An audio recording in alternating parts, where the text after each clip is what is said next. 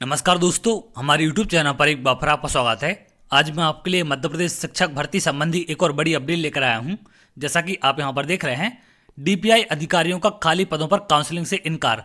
एक बड़ी अपडेट शिक्षक भर्ती को लेकर निकलकर सामने आ रही है। अगर आप यहां देखें, सीएम के आश्वासन के बाद भी लगे हैं पद विलोपित करने में।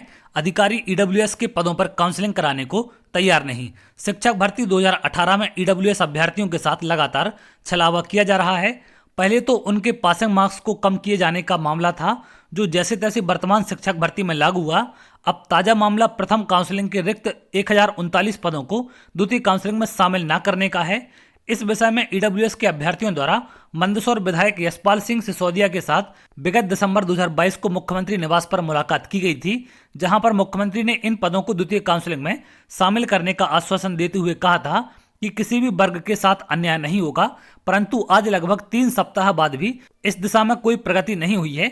इस विषय में स्कूली शिक्षा विभाग के अधिकारियों का कहना है कि हमें सरकार की तरफ से कोई निर्देश प्राप्त नहीं हुआ है और ना ही हमारे पास ऐसी कोई पॉलिसी है। जैसे ही हमारे पास सरकार की तरफ से आदेश आएगा, हम इन पदों पर काउंसलिंग शुरू कर देंगे।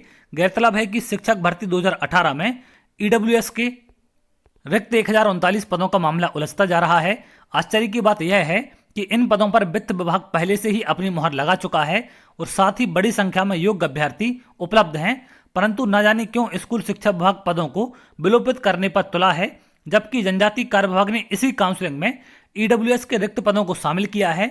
यह बात उम्मीदवारों को और हजम नहीं हो रही है। उनका कहना है कि एक ही शिक्षक भर्ती में दो अलग अलग विभाग अलग अलग नियम कैसे लगा सकते हैं। उन्होंने प्रशासन और अधिकारियों से गुहार लगाई है कि उनकी मांगों को शीघ्र पूरा करते हुए ईडब्ल्यूएस के रिक्त 1039 पदों पर द्वितीय काउंसलिंग के साथ ही काउंसलिंग कराते हुए भर्ती की जाए और वर्तमान में चल रही नियोजन प्रक्रिया में शामिल किया जाए।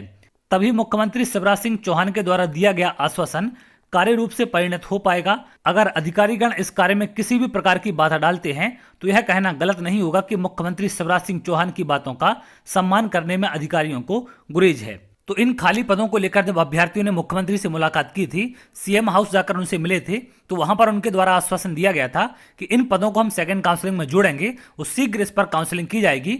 लेकिन 3 हफ्ते से ज्यादा का समय बीत चुका है, अब तक कोई भी प्रतिक्रिया ना तो विभाग की तरफ से ना ही सरकार की तरफ से निकलकर सामने आई है।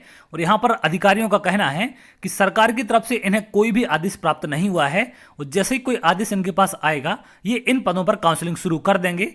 तो लगातार अभ्यर्थी इन खाली पदों पर काउंसलिंग की मांग उठा रहे हैं, जो कि बड़ी संख्या में पद हैं। 1039 पद यहाँ पर बताए गए हैं, ईडब्ल्यूएस के हैं, तो इन पर काउंसलिंग होनी चाहिए।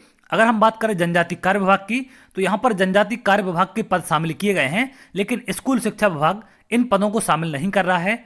और इस संबंध में लगातार अभ्यर्थी डीपीआई पहुंच रहे हैं, वहां पर ज्ञापन भी बार बार सौंपे जा रहे हैं, लेकिन उसके बाद भी कोई भी कार्रवाई इन पदों को लेकर नहीं हो रही है। तो चलिए आगे देखते हैं और जो भी अपडेट निकल कर सामने आएगी मैं आपसे जरूर शेयर करूंगा। अगर आप ऐसी जानकारी चाहते हैं तो हमारे चैनल के साथ जुड़ सकते हैं, जिससे और भी इंपॉर्टेंट अपडेट आपको मिल सके। तो बहुत जल्द अगली वीडियो मिलेंगे, तब तक के लिए बहुत बहुत धन्यवाद।